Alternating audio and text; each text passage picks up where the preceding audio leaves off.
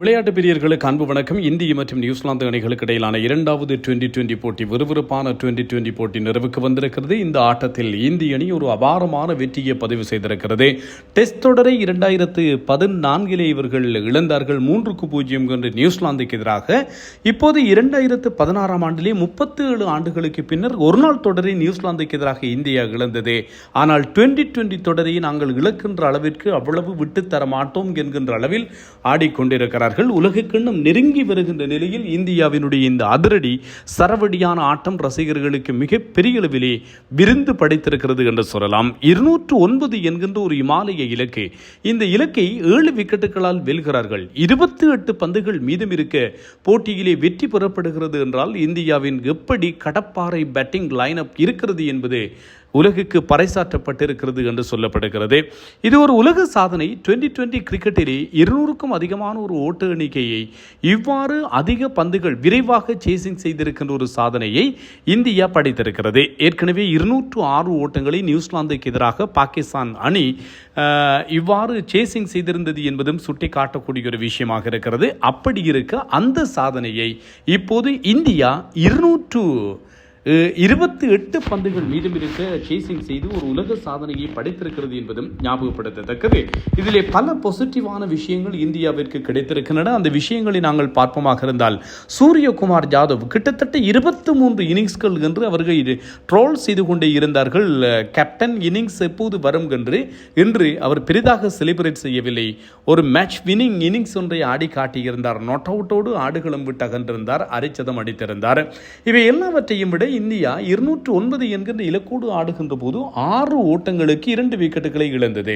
6வது ஓட்டத்திலே முதல் விக்கெட், 6வது ஓட்டத்திலே 2 விக்கெட்டுகள், 10 ஓட்டங்களுக்கு இடையிலேயே 2 விக்கெட்டுகள் இழக்கப்பட்ட ஒரு அணி 200 கடந்த ஒரு ஓட்ட எண்ணிக்கையை 28 பந்துகள் மீதம் இருக்க சேசிங் செய்திருக்கிறது என்று சொன்னால், அதற்கு பின்னர் ஆடுகளத்துக்கு வந்த அந்த 3ஆம் இலக்கு ஆட்டக்காரர் இஷான் கிஷான் தான் காரணம் என்று சொல்லலாம்.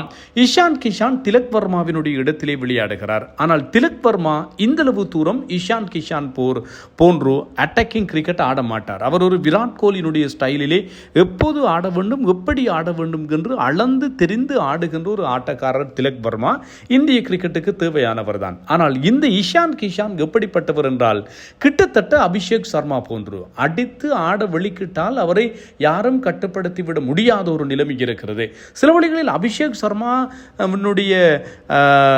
நிலைமை, அவருடைய ஆற்றல் அன்று பலிக்கவில்லை என்று சொன்னால், இஷான் கிஷான் போன்ற ஒரு ஆட்டக்காரர் அணியில் இருப்பது தேவையானது. இப்போதுதான் இங்கே சர்ச்சையும் சிக்கலும் எழுகிறது.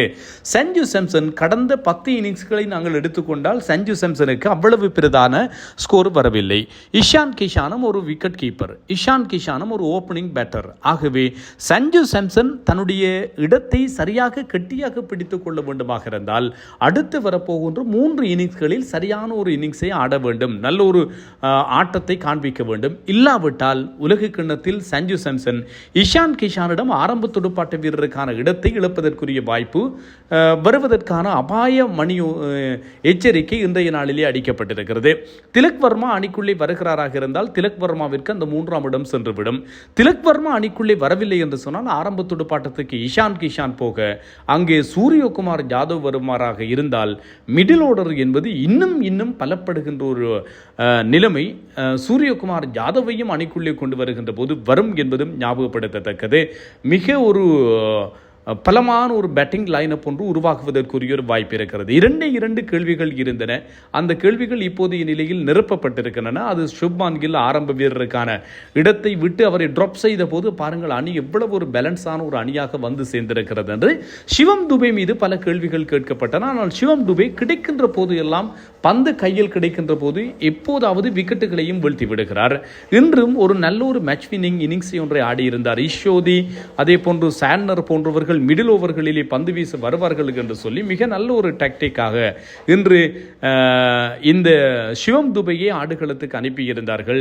ரிங்கு சிங், ஹார்திக் பாண்டியா எல்லா வீரர்களும் இருக்க சிவம் துபே ஆடுகளம் வந்து பிரித்து மீண்டார்கள் என்று சொல்லலாம். நல்ல ஒரு இன்னிங்ஸ் என்று ஆடப்பட்டிருக்கிறது.